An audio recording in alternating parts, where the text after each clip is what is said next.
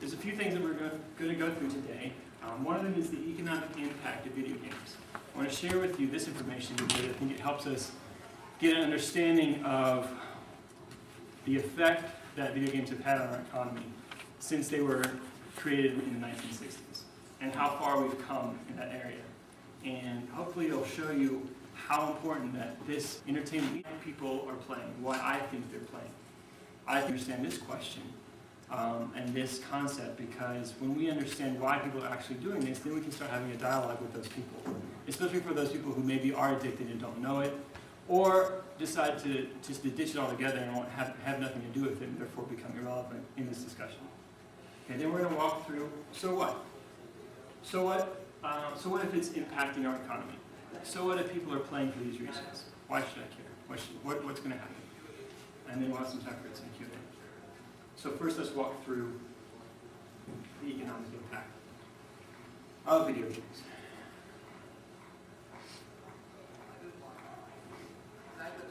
Here's some video game statistics that come from 2010. So I realize it's a little bit dated, but I think it reflects the industry pretty fairly.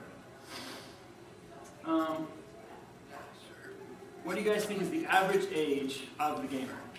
This is interactive. You can respond to my questions if you feel so led. What do you guys think? What's the average age of the gamer today? 19? 27? Yeah, can I have a range? 35? Range? You want a range? 10 to 18. 10 to 18? Okay, so today, this is 2010, but it's still pretty accurate. It's actually 34 years old. It's the average. When we say gamer, this is someone who plays around average 10 to 8 hours a week, if not more. So the 34-year-old, now think about this. This makes a little bit of sense. When video games were really coming into their own, the 34-year-olds today, 20 years ago, when the Nintendo came out and there were Super Marios, they were young kids. And so when they were attracted to these things, something about these video games stuck, and they're still playing today. So 39 is the average age of frequent game purchaser. 12 years, average number of years adults have been playing computer video games. Here's your range. And then 67% of households actually play video games. What do you think the percentage of all video gamers are female? What do you think? 30. 30%? 10? Jeff, what do you think? 20. 40. More and more women are playing video games, and we'll discuss why that actually is further on in the lecture. According to 2009, it's about $10.5 billion in revenue. We'll have some comparison statistics to show you how significant that number is, and then some new statistics to show where the industry is going. Reviewing about that, $10.5 billion. This is a significant portion of economic revenue in the U.S. alone.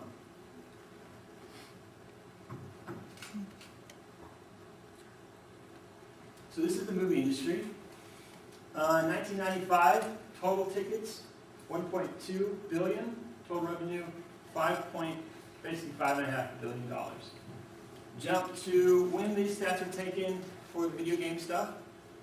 Tickets, just a little bit more in ticket sales. Half as much, twice as much in actual revenue. And this is because ticket prices have gone up. Ticket sales haven't necessarily gone up. A little bit they have, but not as much, not incredibly significantly more than back in 1995. Now, 2012, for the first time ever in the last 3 years, for the first time in the last 3 years, ticket sales have risen. Actually, more tickets have been sold, and so the movie industry is on an incline slightly, whereas the video game industry actually, we'll talk about it in a minute. But just to go show the kind of effect it has on people and more economic impact. So Call of Duty Modern Warfare 3 came out last year, and it made $1 billion in 16 days. So that just shows you how there are still hardcore gamers out there today that are going in droves buying these types of games. That was last year. This year, Call of Duty Black Ops 2, same number, 1 billion, one day earlier, in 15 days. So that's 2 years in a row. Same type of game made $1 billion in less than 20 days. I want to go back to a quote by the chief executive of Activision Blizzard, the people who make these games. Even more remarkable than the number of units sold is the number of hours people are playing the game together online, which I'm president. Call of Duty is more than a game, it's a true community, according to this guy. So start to get your mind thinking about, okay, why is it that people are spending this amount of money on these types of games? It's just a game, right? You just sit in your parents' basement, and it's dark, and you eat potato chips.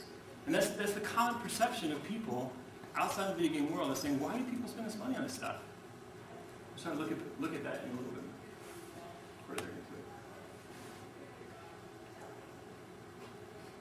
So here's a look at why there's a boom in the video game industry and who the video game industry produces or marketing towards.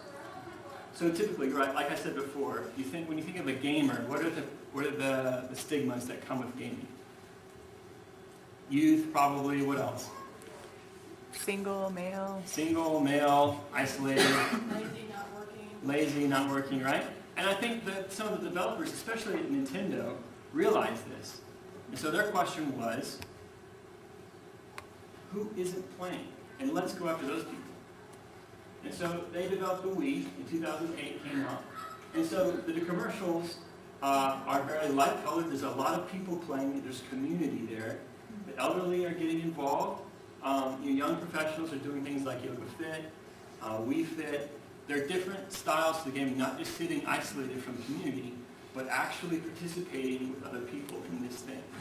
And we saw a huge jump in 2008 with the video game industry. That was the peak in the last decade of sales for video games. And that was kind of when the bubble happened for Nintendo as it became the #1 console at the time. This is something that's new. This Sims Social came out 2 years ago, and the Sims have been around a long time. Usually the Sim City, building cities, and they developed so that people can actually build lives and create people and have families and jobs. And a whole new reality, really. And so this is a new marketing campaign that they had for connecting the Sims with Facebook.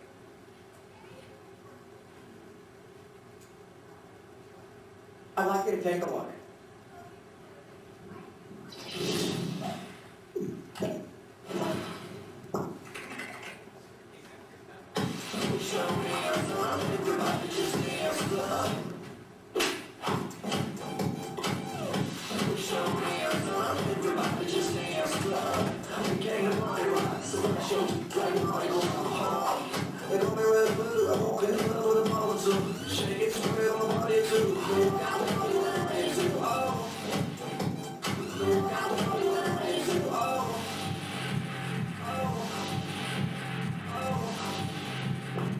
I'm gonna make you sweat. I know you won't forget.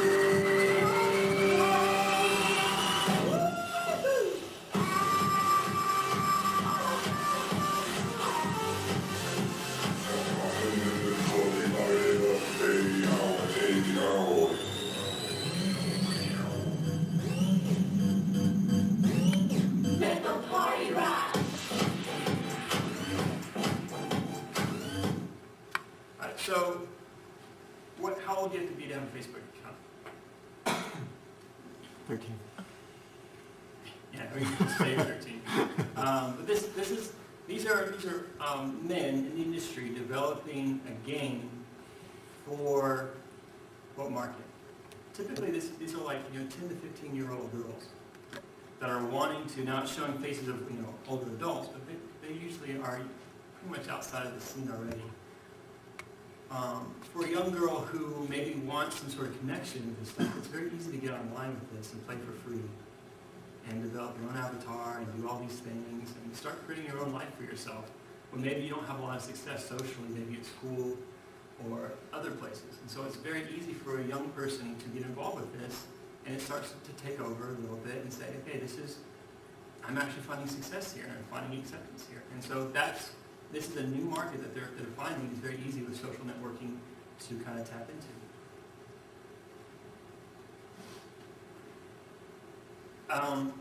So as that happens, the consoles, the hardcore gamers who go out, buy a console like the PS3 or the Xbox 360 or the Wii, is declining a little bit. And so we'll take a look at a little bit of those statistics. So it's currently the lowest level since 2006.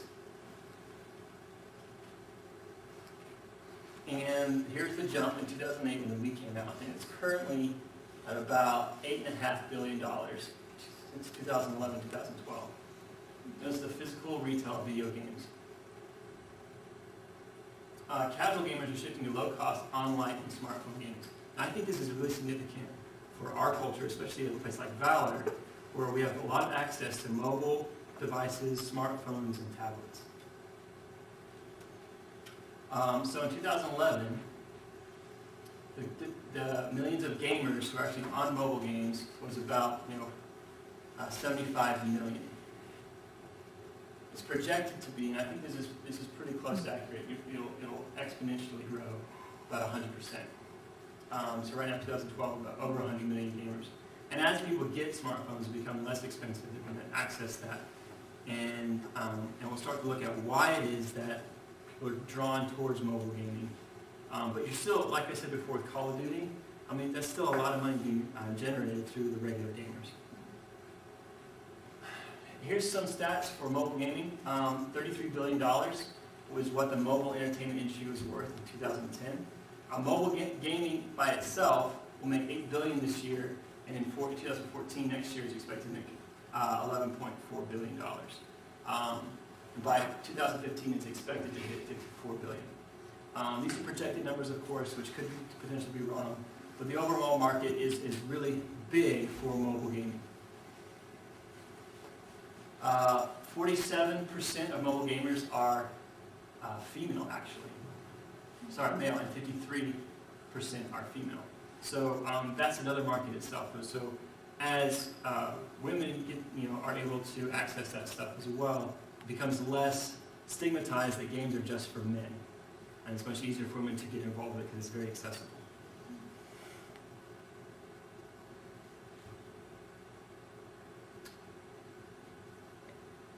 So I want to transition now, instead of just saying, okay, yes, video games are being played, and by a lot of people, but why is that the case? And I think this is extremely important to discuss.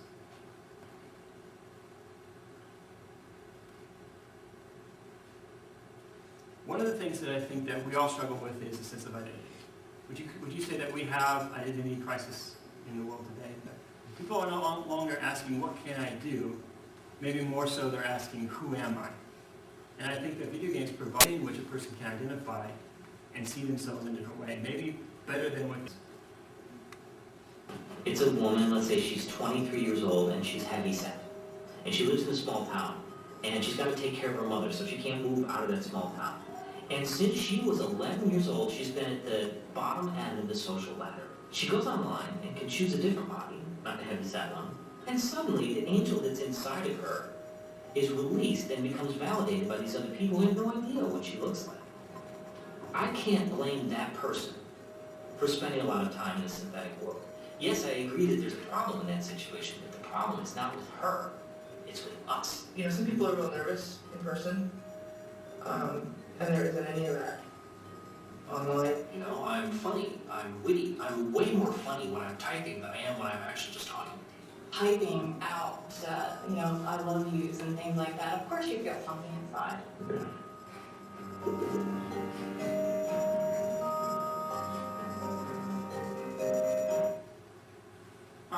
So what they're talking about, they're focused on the World of Warcraft phenomenon that had the last 5 years, and people jumping into these online environments and actually creating a whole. Here's a developer and his thoughts. They let you be who you want. No limits, basically, except for the game. Game developer who's saying this allows you to be free. You can choose your gender. You can be free from this bodily constraint. Experience many things that weren't able to experience before. So I think there are benefits to one of the books that I've been reading by anthropologist Tom This a lot more persona had to do with masks. When you put on a mask, you're able to, what he says, to de-individualize it. The true nature of the society, we find on a mask, and that actually becomes who we are. We are is whoever we want to. I think it's interesting that video games provide a really interactive form of entertainment that allows us, more so than maybe music, movies, and books, to kind of put on a mask or put on a whole new identity. Whereas you're sitting in a theater, you're accepting, stimuli through a movie. It's telling you a story. In video games, you're actually able to participate in that, and you're able to participate with other people as well. So we're going to take a look at community. Each other faster, or at least they think they do. They tend to reveal secrets about themselves way faster. And so everything happens in fast forward online. Whenever I got on the game, I ended up walking out with 20, 30, 40 friends, and people just know me right off the bat. Surprised that they feel like real memories. Sometimes I'll think about, a certain event that happened, and it feels as real a memory as, let's say, to a friend's wedding. And you help somebody out for so many years, even without actually meeting them, that people are ready to throw down things to help you out. It's not just about games, it really is about community, which is really what it is. I agree with people that are doing this community. And so I think so far we have two things that I think we all strive for. We strive to himself.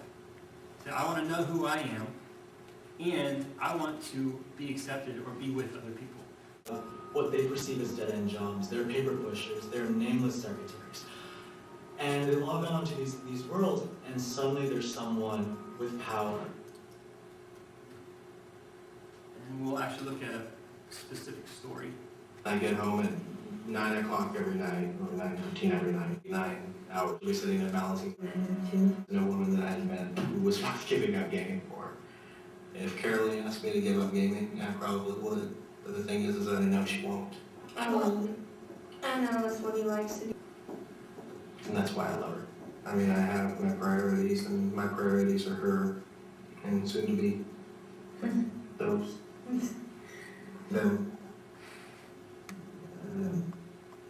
Right, so the Belfords are a fascinating couple because he's married, he's got a job, and yet he spends hours and hours and hours playing this game. And it's fascinating how you can see their interaction, and there's some tension there because they're about to have twins, and saying how much he spends playing World of Warcraft. And he says, until I met her, there's no woman I would give up gaming for, which is an interesting statement to begin with. But then he says, if she asked me to, I would, but I know she wouldn't. And it seems as though his affection for her is a lot of it based off what she allows him to do. It seems as though he's finding a significant amount of his identity and community and what he can actually do in this video game world. And so the three things that I think that are really important for us to think about are these pieces of identity, pieces of the community, and pieces of accomplishment. Who we are, who we're around, and what we can do. And I think as a Christian community, it's really important for us to think about this, and from a biblical perspective as well. And so I want to touch on these three things coming from this idea of being made in the image of God.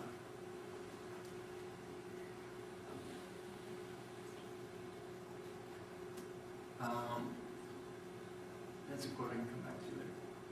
So the Imago Dei, if we look at the Genesis account, it says, "Then God said, let us make mankind in our image, in our likeness, so that they may rule over the fish of the sea and the birds of the sky, over the livestock and all the wild animals, and over all the creatures that move along the ground." And so even in this passage, I find the three things that I've spoken about earlier: identity, community, and accomplishment. God is a relational thinking being. Okay, he's saying, let us do this thing. Let us create. He's thinking about doing this. This is part of who he is. God is a relational being. When he says us, let us make mankind, Christians believe in the Trinity. And therefore there's a relationship going on between God the Father, God the Son, and God the Holy Spirit. And so as they create us in their image, they're also giving to us a piece of that as relational beings. It's who we are. And God is also a being that creates, loves, and rules. And we do the same thing in his likeness. Okay, we love other people. We rule over We're actually given rule of this earth, and we create as well.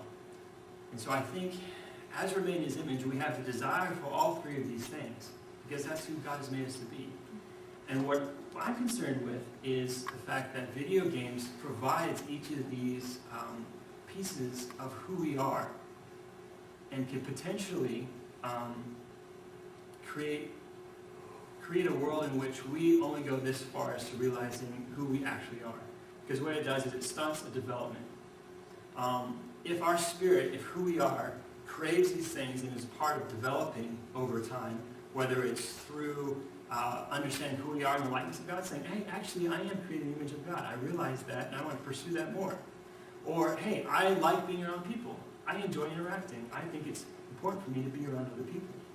As we start to develop and understand those things, and then more so, this is what I actually do with my life, our spirit will develop. Who we are actually develops and becomes more in the likeness of God, or maybe it stunts that growth, and we're not able actually to realize that fully. And so I think, not that video games are evil in and of themselves, but they have the potential to stunt spiritual development in these three specific areas.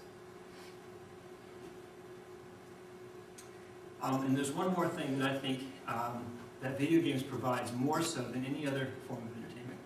And this is the idea of the other, or something beyond ourselves. As we seek after God, we find ourselves in a place where maybe we see nature as something that shows us who God is. Maybe we see people as something that shows us who God is. Maybe we look inside ourselves and say, you know what, there's something about me that I find very fascinating, and it points me towards God. But I think video games, what they do is create an environment where we're actually able to access what maybe we couldn't in this world or in reality.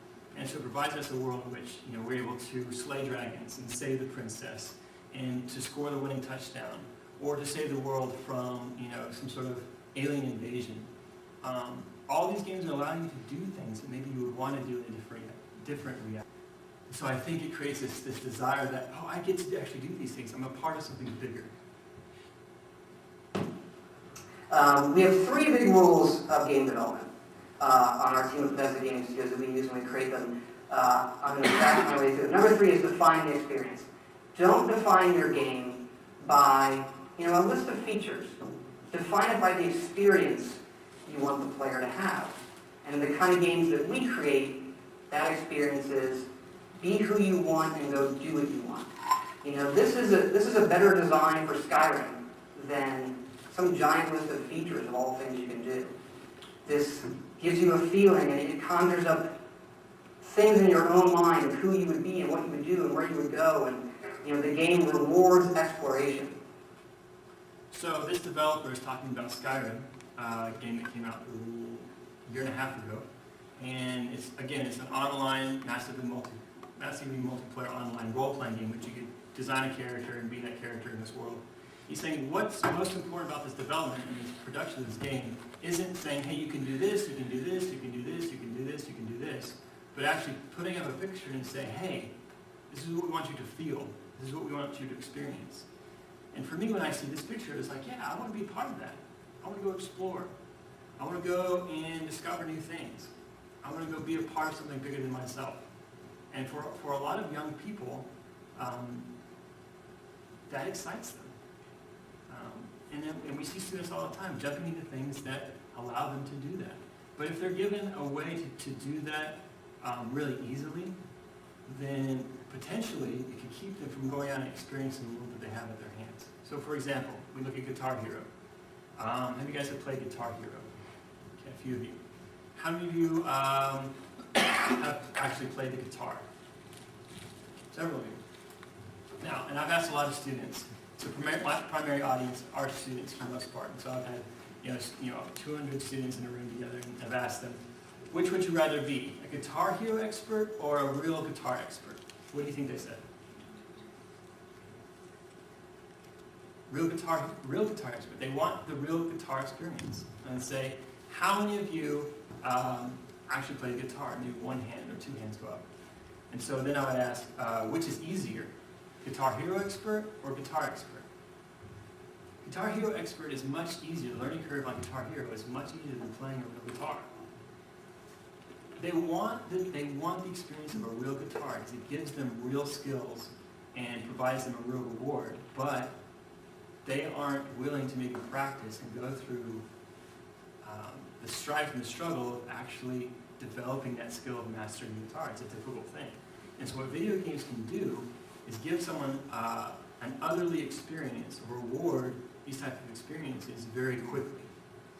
And I think that can be potentially dangerous because it teaches a student that instant gratification brings reward. I mean, a really easy learning curve can bring really easy reward. And I want that over and over again. So I think this ties back into the mobile gaming experience, where you have students that want quick reward. And we know from new studies that come out about the brain that when you save the world or when you win a new level or anything that you do in a game that produces a reward, levels of dopamine are excreted in your brain. Just as though if you were going to go out and score a winning touchdown in Ballard Stadium, very similar levels of dopamine are created when you do that in a game on your computer. And so I think that as you go about succeeding in these video game environments, it's very easy to start developing a life where you are rewarded constantly over and over and over again. And I mean, the games are endless. You can always find a new game to find a new experience and to succeed in when you're done with another one. So this game is called Mass Effect, and it's a role-playing game. And some of the producers and writers say that experiencing the beginning, middle, and end of an emotional story unlike any other, where the decisions you make completely shape your experience and outcome. It's not about right or wrong. It's really about how I'm going to do this. And this is the lead writer for the game. So he's more concerned about your actual decisions in the game, not about maybe even the ethical decisions of the decision, but the fact that you're in control and you get to decide. And so you're continually going back and you're creating the environment that you want to be a part of, you want to be. After you.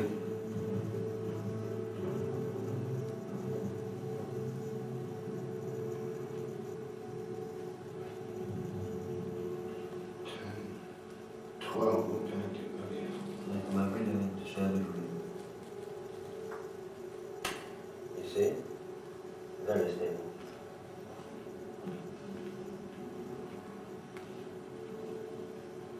How long do they dream for? 3 to 4 hours each day. Dream time with this compound? About 40 hours each and every day. Do they dream? That is, Mr. Cobb. After a while, it becomes the only way you can dream. Do you still dream, Mr. Cobb? They come here every day to sleep. No. They come and woke up. The dream has become the reality. Who are you to say otherwise? So this is the movie Inception, which people take a compound to access their dreams. And here's a situation where multiple people are connected through a dream, and they're experiencing it 4 or 5 hours a day. And in dream time, that's about 40 hours. And this movie actually is an interesting social critique on who we are today, and I think for video games and what we do. We spend hours and hours and hours in these, what one economist calls synthetic environments. And because we're accessing all these things, who we are, who we're with, and what we can do. And we are substituting a virtual reality, someone else's story, because these games are created by other people. These games are developed, we don't develop these games. They're developed for us, and we get to participate in them. And so what we're doing is just substituting someone else's story for our own. And we're enjoying that more than actually being around the people, the real people that we're with, actually who we are, and what we can actually do in this world. So I think Inception has some really good things to say about that. C.S. Lewis, Augustine, Pascal, they all had this idea that we desire God. We desire something beyond ourselves. And this is called the argument from desire. And a philosopher, Peter Cray from Boston College, develops it a little bit further and gives 3 premises. And premise one is every natural innate desire in us corresponds to some real object that can satisfy that desire. So for example, food. I'm hungry, I need something to eat. Sexuality, community, all these things. There is a real desire, and there's something in this world that can satisfy it. Premise two is, there exists in us a desire which nothing in time, nothing on earth, no creature can satisfy. So there's something out there that we really can't access. There's a feeling we have that's like, you know what? There's just something I want more. There's more out there. I want to go after that. So his conclusion is, therefore, there must exist something more than time, earth, and creatures which can satisfy this desire. And this is their argument of desire. And I think this argument is really compelling, but people find the answer in video games and in these environments where I'm allowed to do these things, to be with these people. It becomes something totally different. So instead of finding God, in a sense, they find a whole new me. Okay. So what? So you can already tell that I'm passionate about this because I think it's really important for us. And there's some reasons why it seems to be that the community are very, very far behind in our ethics regarding especially entertainment. Well, my son and my daughter, they're not out drinking and having some doing drugs. They're just playing video games in my house. They're very safe, and I can see them, and everything's going fine. But what is it actually doing to them as a person? And there's some very real consequences. In 2010, there was a Korean couple, and they're playing this game called Prius Online, in which they are actually a married couple online, and they're taking care of an online child in this universe, in this virtual world. They were arrested for allowing their baby to starve to death, and because they had been raising the couple allegedly neglected their prematurely born 3-month-old daughter, feeding her just once a day in between 12-hour stretches at a neighborhood internet cafe. This happened in 2010. They were arrested and put in jail because they found more satisfaction and probably more comfort, and probably it was a lot easier raising this online child than actually raising their own child, because they were so inundated with who they were in this online community that they found it either too difficult, not interesting enough, or just didn't care enough to actually raise their own child. In China, last year, authorities arrested a Chinese couple for selling their children in order to continue playing an online game. And so they had a daughter and 2 sons, and they sold all 3 of them because they wanted to continue to use the money to play the games. Now these 2 instances are very extreme. I'm not saying if you play video games you're going to go out and sell your children, or you're going to allow your grandparents or your children to cease to exist. I'm not saying that's going to happen. I'm not making this huge leap. Where people are really different. And it provides a sense of this. It's very easy to have. You don't have to work for it, because you can be who you want to be, and so people maybe will like that. If they like, you can just be that person. You can find out other people that are very similar to yourself, and you can be around them. You don't have to actually sit down with them and talk through an issue and get to know them better, so you can actually have a real relationship with them. If you're on a Facebook chat or just in chat in general with somebody and you don't like where the conversation is going, you'll be like, oh, I gotta go, bye, and exit out. You don't have to deal with that person anymore. If I was to meet with you at a coffee shop to work out an issue, all of a sudden I didn't like where the conversation was going, do I just get up and leave? And I think we find that it's much more easy for young people and people in general to conversation to turn off when things get really difficult, and they can just shut down because they don't know how to deal with it. And these people who had a baby, they didn't know how to deal with that. Maybe students who don't know how to do a test, don't know how to study, don't know how to do it, and so maybe they cheat. Or maybe they just get a C. Or they just go throughout life saying, I'm just going to do what's easy. And they find whatever environment that can provide that for them, and they jump into it. And so we find that the work ethic of young people actually diminishing over time. And we probably see that as educators, and we're wondering what we can actually do about that. These video game environments may actually be holding up a very cool eye to the society that we have out here. It might be saying something deeply and dramatically negative about the kind of world built out here. If we lose hundreds of millions of people to these synthetic environments, That would be a terrible condemnation for the kind of world we've made out here. So this is the Belfords again, it's after the We lost electricity last week. We had power to everything but the basement, the back computers are, and our bedroom. We still had power, like in the bathroom, kitchen, and living room, and upstairs. So he takes an extension cord from the bathroom to hook up his computer. Just so that he can play while power's still out. That is addictive. No, it's not. I was there, I didn't want to watch TV. What's the difference if I watch TV or if I sit out there and play WoW? What's the difference?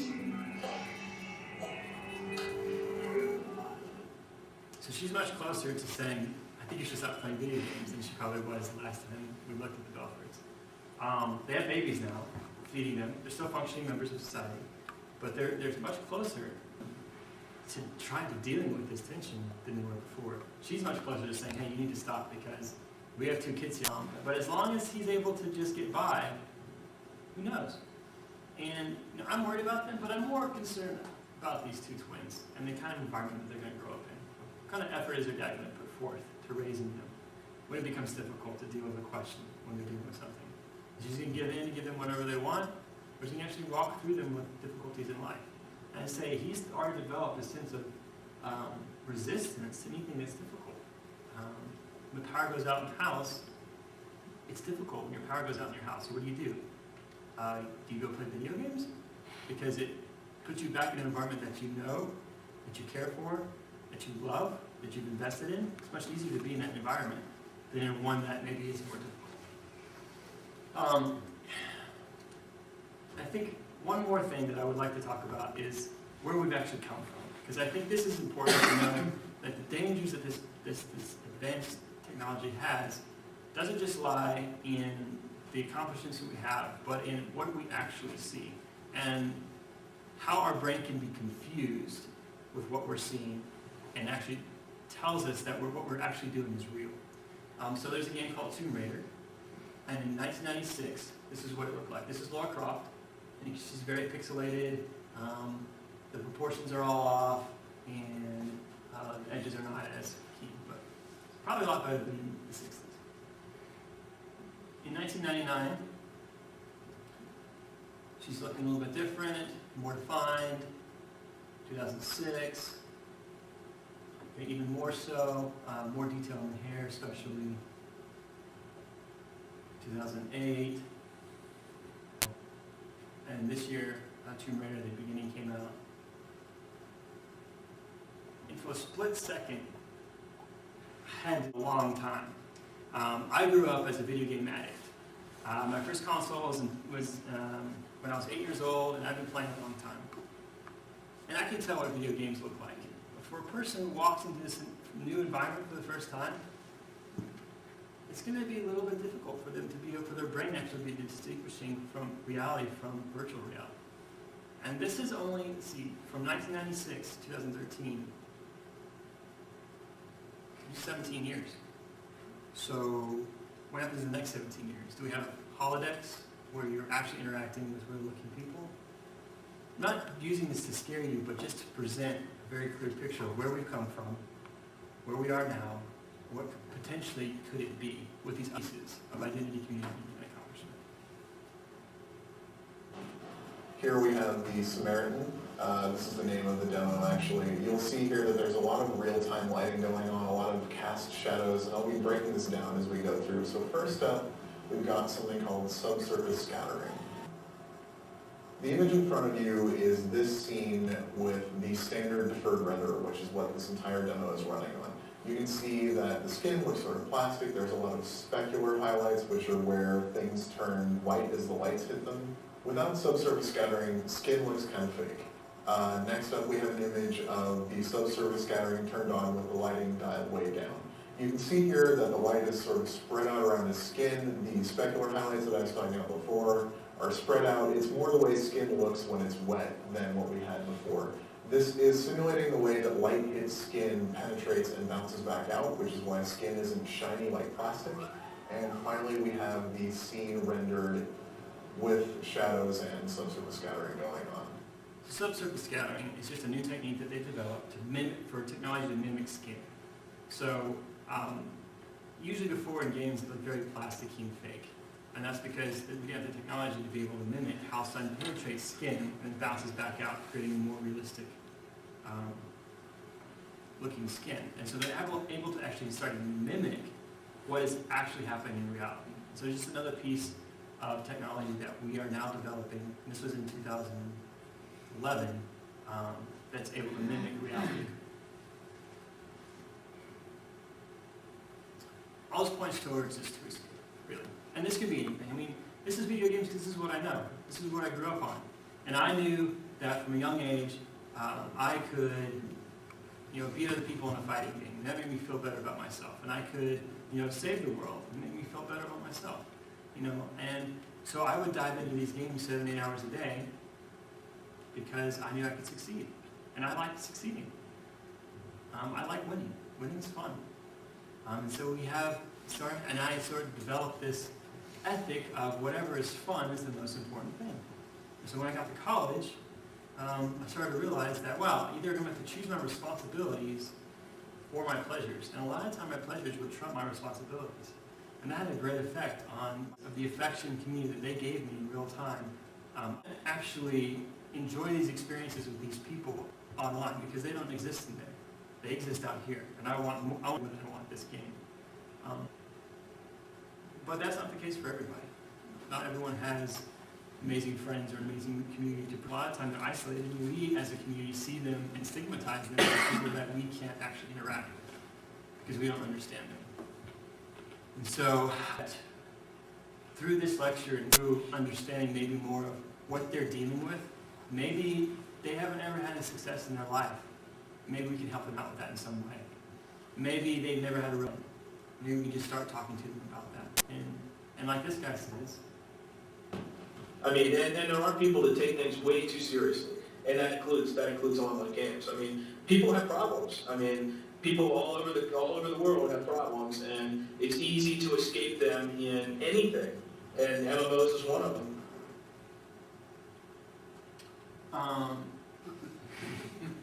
Yeah, this is funny, and I think it tries to shine maybe a little lighter light, a little lighter tone on what we're actually dealing with. But I think this is a really real picture. It's like, you know what? I don't like who I am. I don't like where I live.